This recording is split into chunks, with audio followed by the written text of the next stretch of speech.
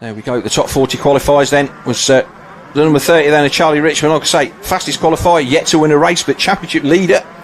And Waggett, Stat, Lucas Moncrief, Drew Stock, Harry Lee, Alfie Geddiscreen, Zane Stevens, Lewis Spratt, and Finley Pickering. Finley Pickering returning from injury. Yeah, good to see him back.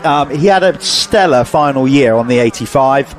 Unfortunately, he hasn't been able to gain any momentum in his first year on a 125. Injury is setting back.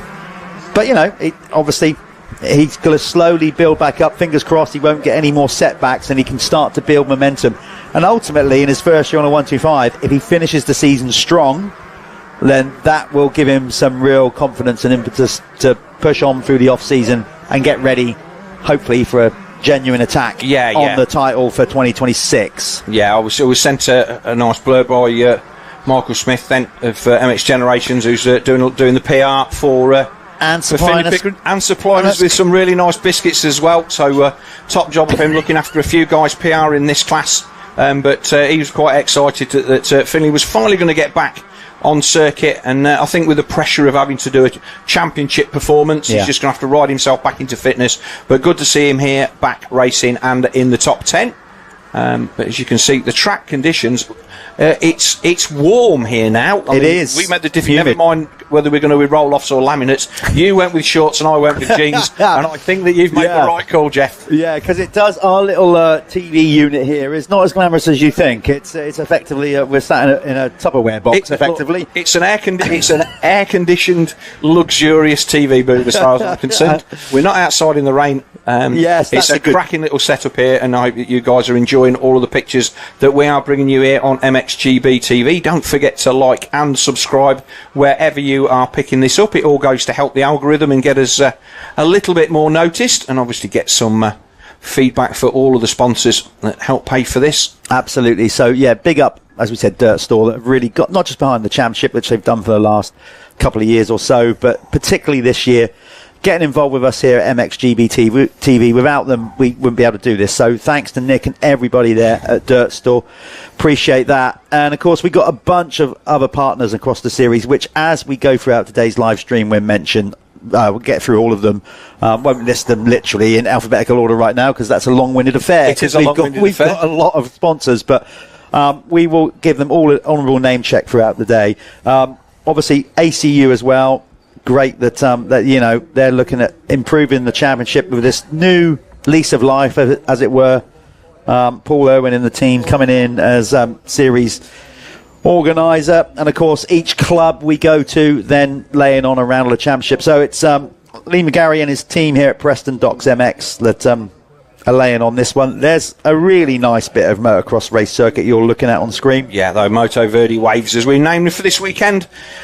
One of those bits of track you think you would really love to ride until you actually ride it and realise that you're old and fat and slow like I am. But watching the top guys through there, getting it right, absolutely what motocross is all about. And it's funny, in a different perspective, Phil. We're looking at that, you know, as motocross riders go, oh, look, that's lovely. And then obviously we've probably got a bunch of it all scarring the landscape. No, more of that is what we need. We all do it. Drive around this beautiful country and go, God, the track you could have in there. Look at this, look at that. But this then, we're right next to, so where we're looking at those trucks there, the River Ribble is right at the back of those trucks. And very, very tidal estuary into here. We're only about a mile and a half from the middle of Preston. It's unbelievable. We feel like we're in the middle of nowhere. Our rider's starting to come to the gate. Where are you going, Jeff? I would personally go middle of the right-hand side as we look at it. I wouldn't go far inside, although on our academy, Michelin Academy last night, Justin was suggesting that if you top qualifying, he would stick right down the inside, which we advised Tommy Searle to go last year. Yeah. That's okay. If you execute. If you're Tommy Searle, you've got to cover that off. If you do not get the drop, you're buried before you're even 3 lengths down the straight. The percentage is pretty much where they're going, where Charlie, the quickest qualifier, that's about where I would have gone if I was still in a position to top qualifying. Not that I ever was at British Championship level. So Drew Stock then coming to the line. Like I say, he's coming off the back of a double win at the last round at Blacksall. Was chatting to his dad last night, and as well as not just him but Hayden Stat, it's not getting the bike behind the gate that's the big issue. It's getting to and from the races. Both of those guys suffering with transport issues. I know that Reeford's Transport in Northampton been helping out Drew Stott, getting him to the races, and I know that Aidan Statt and his dad Craig was saying that they're in a borrowed van this weekend. So these boys are doing a lot of miles. They did the Junior World Championships, they've done EMX races, they are all over Europe. And, well, I know, Phil, early conversations are being had about potentially doing more with British riders for the EMX next year, but of course, just very early conversations. That's not to put pressure on the powers that be and put them in a position, but I know it's on their radar. That's I'll go as far to say that. So the 422 of Joe Granger. So these guys on the outside, I'm seeing the 98 of Holly Williams. I'm assuming that's a young lady. That name rings a bell to me. So where she qualified on there is the 300. That is Dylan Thruick. And then we've got a couple of guys. We've got Kieran Bullock that we've picked up from, and Jack Bullock that we've picked up from our youth class. So they're the younger riders. Number 9, that's Levi Redding. So a full gate of screaming 125s then. It's a pretty short start straight here, Jeff. It is, and it tapers off. It's a deceiving first corner. They actually sort of go across the track. They dissect round the back of the tabletop. And you think it's wide, Phil, and then all of a sudden it's not. It's not. It kind of looks like it goes wide, and then it just pinches up at the last minute. And then they go from left to immediately right. It's a bit of a pinch point, so look out for that. Right, so here we go then. Fabian Junior Morrison right on the right-hand side of the gate here. On the left-hand side of the gate as we look at it from the front. Waiting for the 15-second and the 5-second board to go up. We'll hear the revs rise and we'll be underway with the first of our into gear. Here we go.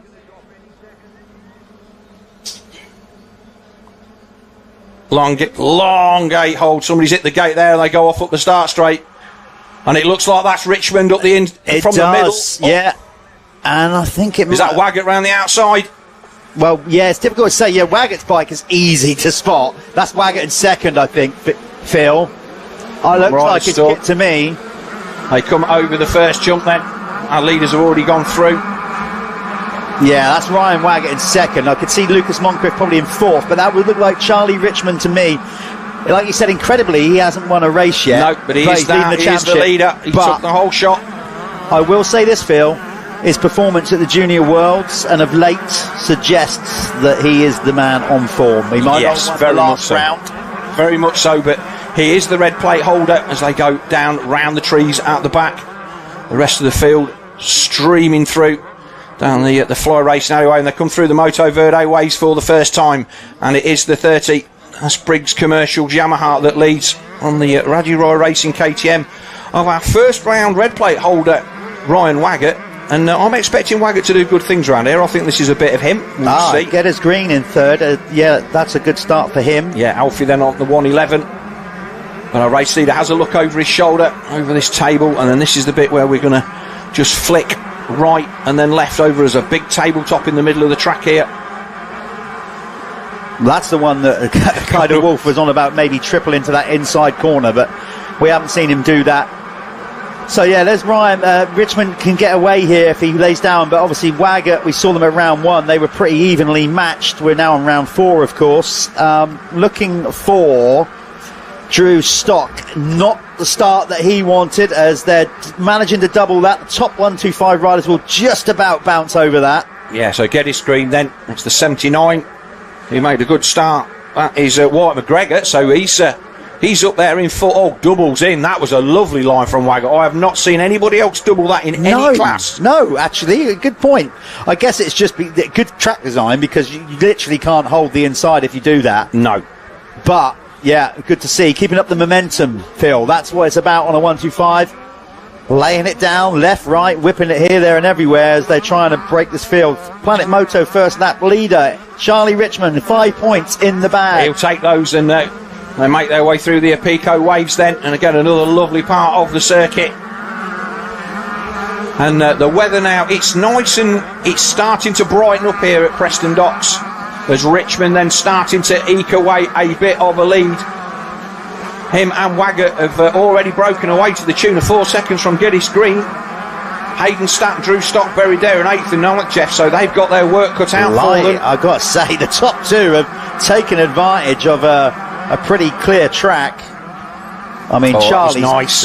Beautifully done. He's so, I think he was confident anyway, but that second place that he got at the Junior Worlds in France in the one moto just made him realise, I think. Yes. And sitting on the gate for that for that second moto, knowing that he just needs to back it up and he could possibly be world champion. I don't know what that must have felt like, but it went west pretty quick, which in that weather it could, but he handled it pretty well, and he's bounced back to lead this first RFX 125 race. He set the quickest lap of the race. Of course, we've got the Phoenix Tools quickest lap of the race. That might change as we go throughout, but right now Phoenix Tools quickest lap of the race goes to the race leader. A clear, nearly a second and a half over, a second and a half quicker than anybody else with a 2:02. So Alfie Geddes Green in a good third place. This is the best that we've seen from the 111. Yeah, he's looking good. He's actually gapped Lucas Moncrief there a little bit. I don't know if Lucas is just holding back a bit, maybe getting filled in with a little bit of wet sand. But Waggett keeping Charlie Richmond honest at 1.5 seconds. That's close enough. He's not going to lose the toe just yet. But was talking to Alfie Geddes' Green dad in the pits last night, and they were saying that he's been doing some racing against 450s and stuff like that out in the Eastern Centre, and it's dragged his speed along, and he's certainly brought something to this one, because this is the best performance we've seen. Yeah, they've got a lot of sand-based circuits over that part of the world. He's accustomed to it. He likes it. He did well at Blacksall. He was good at Blacksall, but this is a good start to the day for him. And then Lucas Moncrief then on the three-flow Yamaha. He is there in fourth again, youngest man in the class as far as I'm aware, Jeff. Harry Lee in fifth. Now, he is currently lying in fifth in the championship, and he has been good value for money coming through the field. Here's Stock and Stat. Yes, I was wondering where they both were. I was just looking on the lap chart, and here they are riding in unison. They are, I should imagine, if you go on form, Phil, they're going to try and put the heat on and work their way to the front. So there's Moncrief, but here is Hayden Stat. So this is the battle then for 5th, 6th and 7th, and they're catching the 17 of Harry Lee. Nice by Drew. Lovely wheel tap. Didn't get over it, but he kept the front wheel high. He did, and they're motoring through, and they're not spoiling each other's lines. It looks like they're giving each other racing room there. Our early race fourth place man, the number 79 of Wyatt McGregor, he's now dropped back to 8th, but again, not a name that I'm familiar with, so maybe this is a newcomer to the championship on the 79, or maybe this is just the fact that we've got him on camera for the first time. So Phoenix Tools' fastest lap then is still our race leader, Charlie Richmond. Yeah, Drew Stock, there he is, number 418 on the charge, and Hayden. Look at Hayden. It didn't even look at Drew in front. He went over that McDonald's tabletop and immediately looked right, already seeing how far up the track. Look at that. Waggett's been down. Waggett's been down, yes. So Lucas Moncrief is up to third, which means Geddes Green will be now second. But more importantly, it's all concertina in up at the front. Well, good for Charlie Richmond, because obviously he has now not got Waggett directly behind him. So he's got a bit of clear space. And sometimes what that does, Phil, is just relax you a bit, where you can then go out and take wider lines without a fear of somebody coming riding up the inside. Yeah. So that's going to help Richmond. So we should see a change on the K-Tech tower there on the left-hand side of the screen. As it updates and refreshes, remember that's just got a little bit of a lag on it. That will hopefully catch up soon. Got somebody else down. Stat goes down. Oh, so Stat's gone down in the turn after the finish. He will not be happy about that in any way, shape or form. He so desperately wants to win. I mean, even last time out at Blacksall, he got solid results, but he was so disappointed. Yeah. He was, bit of leg swag there. So timing is bizarrely right, so it's just updated, so it's 16 seconds back to Alfie Geddes Green, so that is what we would expect to have seen. So there is Lee, he's there still, he's now back to 7th, although he will be up to 6th because Hayden Stat tipped off just as he made the pass and went on to the next lap, and then tipped off in the first turn, and it's McGregor, then Evans. And 10th place then is Finlay Pickering, so he's running true to form with the qualifying at the moment. Right, I can say, you can't see it at home, but we've got all kinds of shenanigans going on with our timing screen here, because their position is all mixed up. I think we've got it on something else, the settings here, so I'll have to speak to the guys about that. Our race leader then, Charlie Richmond, as we look at the 167 of Jack Evans. He's currently in 9th position. Closing down on Wyatt McGregor as they make their way into this the hairpin there, and then they're starting to close in a little bit on Harry Lee. Lee has just dropped off the pace a little bit. We normally see we normally see Harry Lee coming forward, but he looks like he's getting run down a little bit by these two guys. There's Lee going in the opposite direction. Yeah, so there's Waggett, then comes across the line with Moncrief. Oh, it's all tightening up. It is. This is going to be This good. is a great battle. So there's Drew Stock. Look at the Stock there. Yeah, Stock is 5th. So this is this 2nd, 3rd, 4th and 5th, the 4-rider battle as they go through the Apico waves with 11 minutes, 2 laps to go. So Geddes Green then. It looks like Waggett's found his way back into 2nd, Jeff. There he is. Yes, he has. Just looking at the difference again in these riders, how they mature. I remember Drew being that side, but look at, I mean, Drew's a young man now. He's quite burly, quite big. Yeah. You could see the difference in size between him and Lucas, one of the youngest riders. Yes, definitely. Not in height, but just in build, and he's just muscling that bike a bit more. He's got that. And is he going to have a run? Again, he made a real nice job of this on the last lap, but he doesn't do it as nicely this time. And Moncrief manages to hold him. He would have seen that though, Lucas, but although he cased it, it was still quicker for him to do it that way, Phil. Yeah. So it's Alfie Geddes Green that he's chasing down. He's already found his way past Lucas Moncrief. They come over the tabletop, so it is the 111 of Alfie Geddes Green that he's closing down on by the looks of it, Jeff. Yeah, he's charging. You spoke to him as well, his dad, Mickey. He's been literally, since he took his first British Championship race win last time out and then backed out with another one and his first ever overall, Drew has been counting down the days to come here. Yes, he's all rev for it. He's going to go down the inside again. His screen. That's a nice clean pass, and now he's got a set sail. He's about.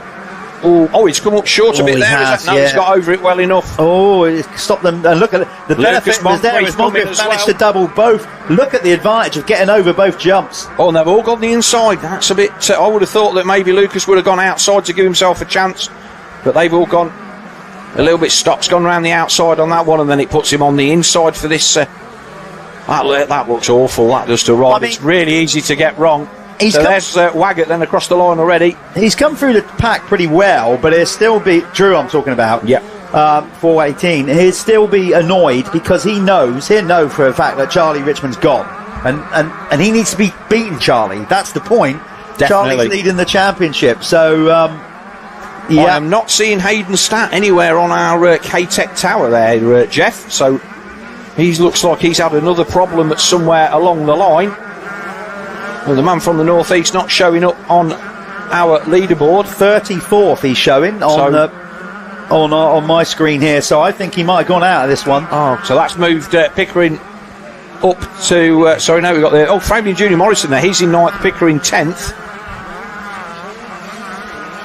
So that Drew Stock making his way through the waves. Geddes Green, they're now coming under pressure from Lucas Moncrief. This would be a good battle here. I think if Lucas, now I don't know if it's because he got held up by Stock sticking on him, but obviously last time down that double section, Moncrief was the only one to get over it. So if he hangs back a little bit and gets the drive right, and Alfie doesn't do it, they're coming up to that section in a minute. It's after the McDonald's arch. They turn right and they come back towards us.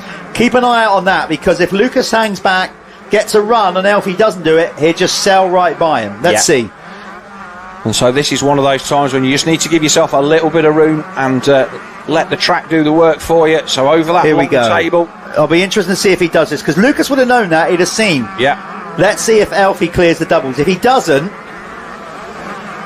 you can see how much Drew Stock has pulled on him in a lap. Neither of them doing it this time out. It is a stretch on a 125, Jeff. I walked the track last night, and I'm like, that's going to be you're going to be doing well to get over that on one of these. And although we've seen a few of the riders do it, as the track starts to deteriorate on the other side and ruts up, if you're not absolutely on it. But here we go round the outside then. You're right, it's going to go away, Phil, definitely. Unless they go out there and fix that for the second moto, I don't think we'll see too many of them doubling through there for the rest of the day. Right, 6:55 plus 2 left on the clock. So, Moncrief all over the back of Elfie Geddes Green here. Was what he's going to tuck the front end. But it's quite loose on top with a fairly firm base, and the rain that we were anticipating to be deluged with does not appear to be wanting to fall out of the sky, which is all good with us. There's Drew Stock then disappearing into the distance. Moncrief is going everywhere to try and get this move done while he's got he down the inside. He had to just back it off, but he's got to make a move soon because he's eating a lot of roost and he's wasted. He's obviously losing a bit of time now. So Stock again making a nice fist of it through there. There's the 55 Raji Roy Racing KTM of Ryan Waggett going in the opposite direction. The man currently sitting in third position in the championship, but only a point behind Drew Stock, so this will move him up to second. And obviously the red plate of Charlie Richmond at safe, while Richmond sits at the front as we're looking, as Moncrief managed to find his way through up the inside. Yes, muscled him in the end. Pass, made the use of the back marker, then just taking the eye of the 111 there. Geddes Green just had to go wide, and Lucas Moncrief then on your 3-flow Yamaha, he is making light work of that pass in the end. No contact needed, just rode round the outside, rode this inside of Geddes Green in that hairpin. Well, and again, if he gets across this double here, like we saw him do it a few laps ago, that will give him, and there he goes.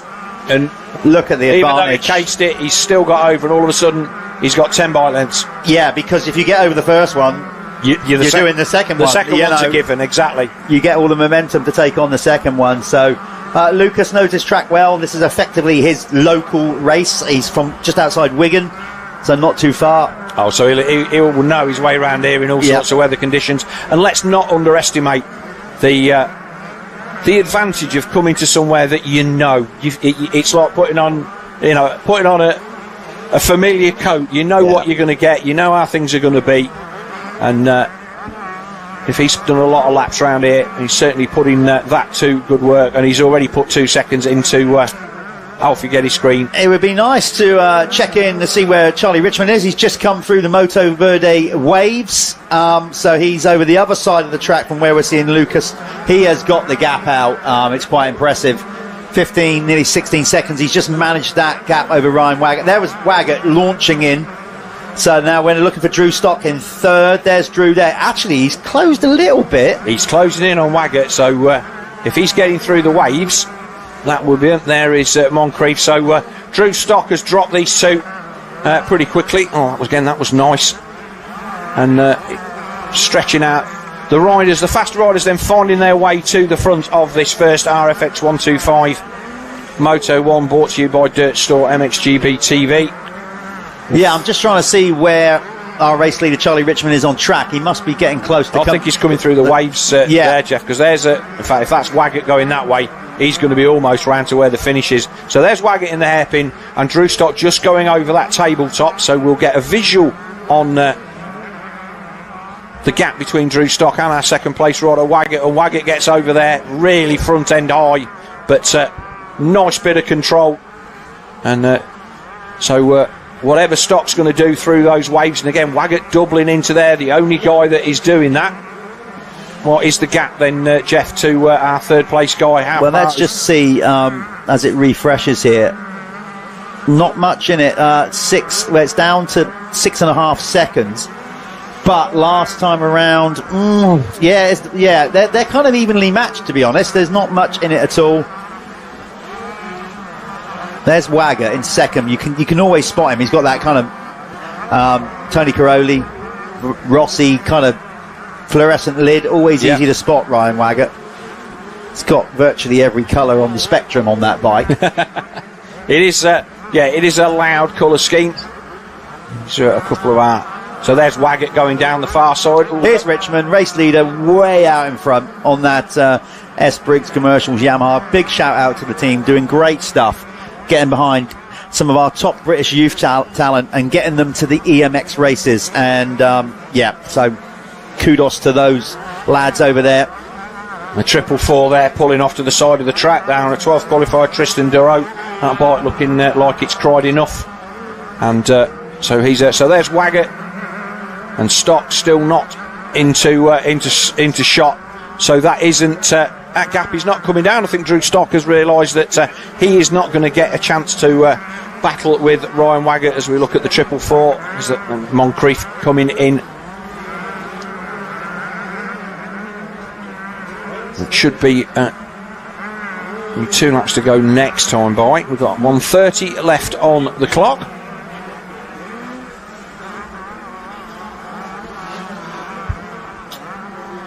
And 4:59. So the 2-lap board will come out, or 1 lap. It's 20-minute moto, this one, plus 2. Yeah. They get 5 minutes less, but still 20 minutes. It's 20 minutes on a 125 is certainly a decent amount of time.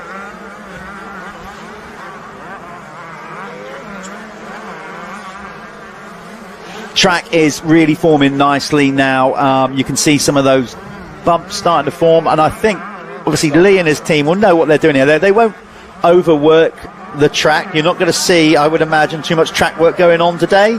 We might face up some of the jumps maybe for the second 125 moto, but not you're not going to see loads going on. So there's Alfie Geddes Green. He's currently in 5th position then. I think our race leader will be somewhere down the Apico Waves, down the far end of the circuit by now.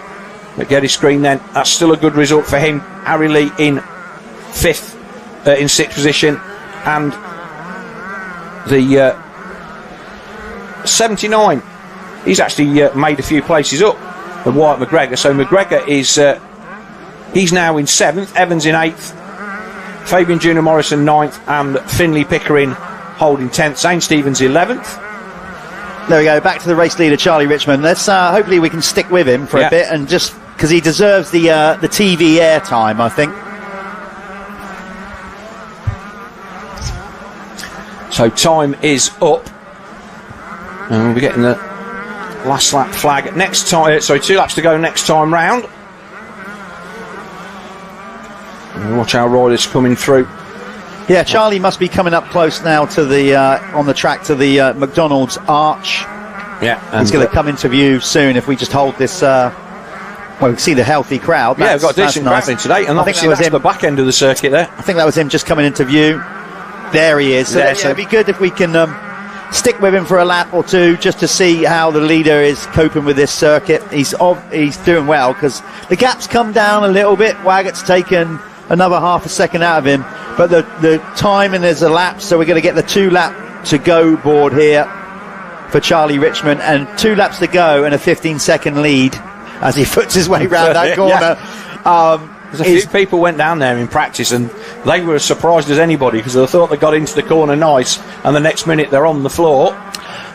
Well, obviously for Charlie's sake, leading the championship, he hasn't got the red plate on, but either way looks cool, so he'll be happy with this. Obviously when I went to speak him in the winner's circle at the first race at the previous round, he wasn't so happy. No. If he keeps it going in this one and takes the race win, I'd like to think he's going to be a bit more chipper. Yes, we'll hope so. We'll hope so. But I like the raw emotion of that. You know, these kids, they want it so bad. And yeah, look, at the end of the day, if they don't care that they're getting beat, then that's not. That's wrong as well. So interesting to see. I don't know if that is by design that Hayden Stat is behind Charlie Richmond. I'm wondering if he went into the pit area. Obviously had a problem. We know he's way down, and I think he might have pulled out behind Charlie deliberately. To just get that race pace for maybe the second moto.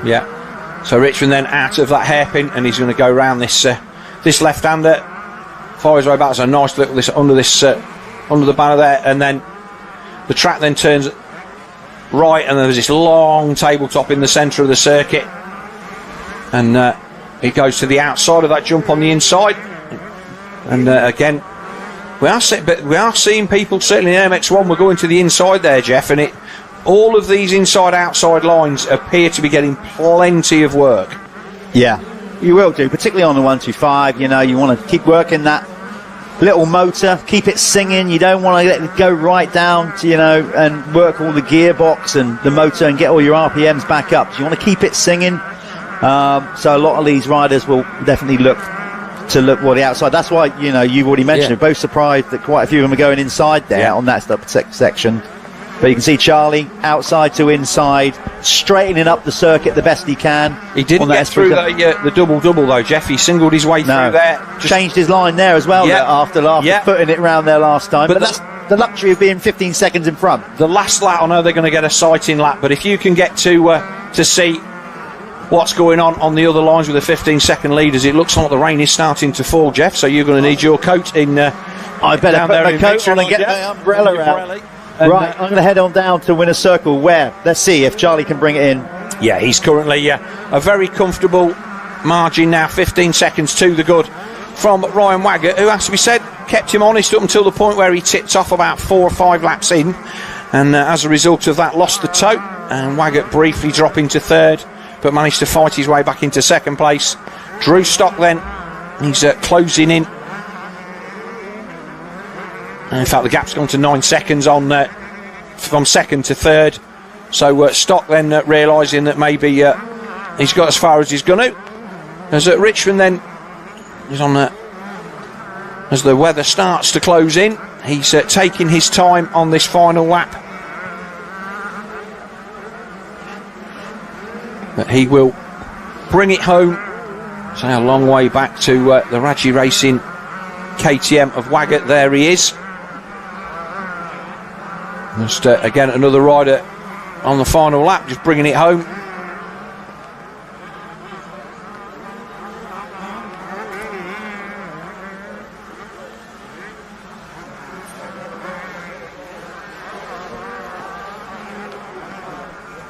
The riders then coming through these waves for the final time. And we look through the murk. And here he is, race leader then, Charlie Richmond, as the weather starts to close in. He's coming up to put a lap on the 123 off Charlie Hucklebridge.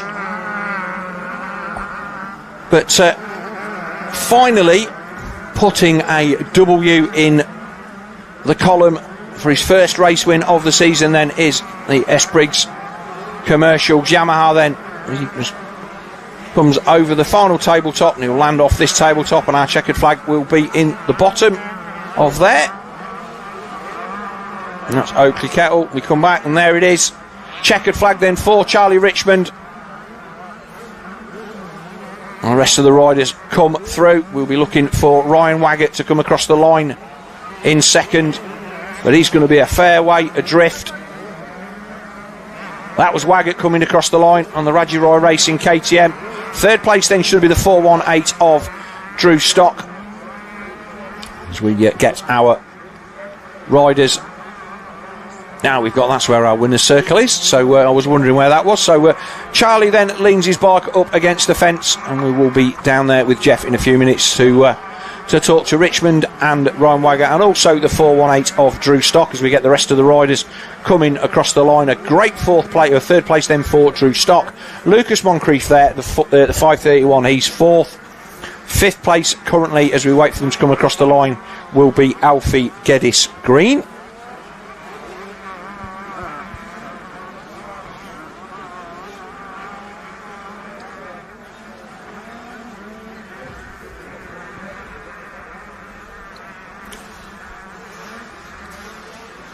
And then it's going to be Harry Lee. He will be the next rider across the line.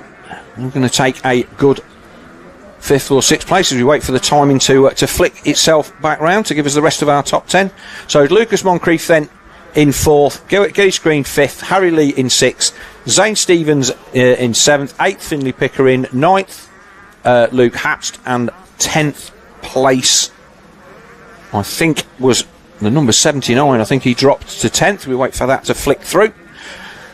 We'll give you the top 10. 10th place is across the line is Joe Granger. We're going to take a short commercial break, and we will be back with Jeff down in Victory Lane.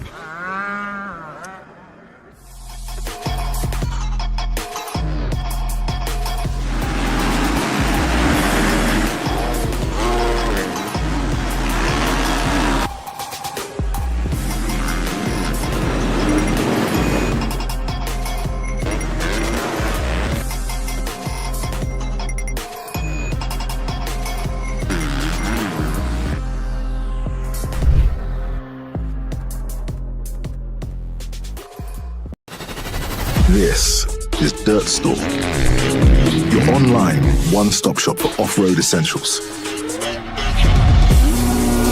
All the latest products from the top motorsports brands.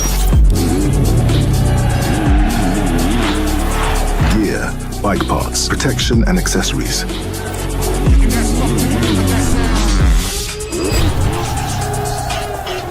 Whether it's an upgrade for you or your bike, Dirt Store has it all.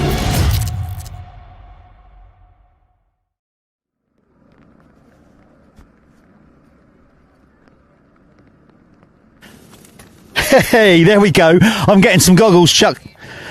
There we go. We're down here in the winner's circle for the RFX 125 class. Race winner, Charlie Richmond, getting it done. Leading the championship coming in, but not taking a race win. That's your first race win, and it obviously felt good.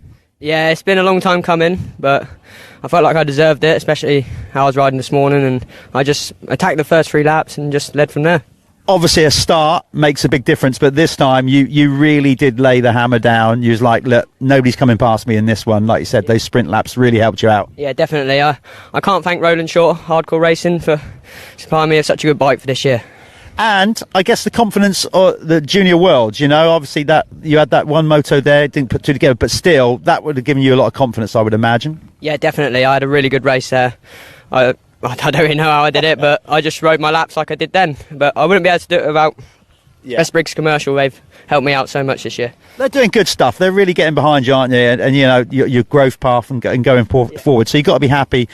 Second, what's the track like? It looks like it's like actually a bit edgy underneath. Would I be right in thinking that? Yeah, it's quite hard underneath. It's very edgy. It's not very many lines, but it's good. It's good if you get a start. So there you go, race winner. You go and get yourself ready for the next one, Charlie. We're bringing second place, Ryan Waggett. Come on in, Ryan. You're a commentator's dream because you wear that crash helmet, so you're always easy to spot out there. But made it a little bit harder for you, that one. Did you have a little slide off in the early couple of laps? Yeah, I was trying to put some sprint laps in at the start, and I was too busy thinking about sprint laps and made a mistake. Yeah. Try not doing it in the next one. But is this a favourable track for you? Because you know you obviously like sand. Round 1 showed us that. I just asked Charlie what the track's like. How is it for you out there? It's a good track. I like the sand. I do a lot in Scotland, so it's a bit easier for us. And obviously this championship, we're only at the halfway stage. I mean, you guys are so evenly matched. What are you thinking for the next moto? I'm guessing the obvious question is a good start is going to make a lot of a difference for you. Yeah, try and get a good start, see if I can get the whole shot and then put it down from there. Well, look, you're going to get yourself ready. Ryan coming in second there, like we said, with his bike. He's so easy to spot as a commentator. He's got every colour on his bike. Let's bring in Drew Stock, winner of the last round, who went 1-1. Drew, that was a solid ride, it has to be said, but we could almost sense your frustration, you know, coming off of getting your first ever overall at the last round at Blacksall, and the start just didn't help you. You had to work hard in that one. Yeah, Blacksall was good, but this time I didn't get the best of start. They held the gates really long, and I hit it and my whole shut device came off. Got to the first corner, I'm pretty sure I was about mid-pack, but I come through the field to third, so that was right. I had one really big moment where I had to wobble my head about a case of double on the soft bit. I nearly went over the bars, but it was all right. But the speed was there, so obviously second moto, better start and you'll be in the mix. Yeah, definitely. Good start, and we'll go again in race 2. Okay, well, he's going to go get himself ready. We're going to go to a quick advert.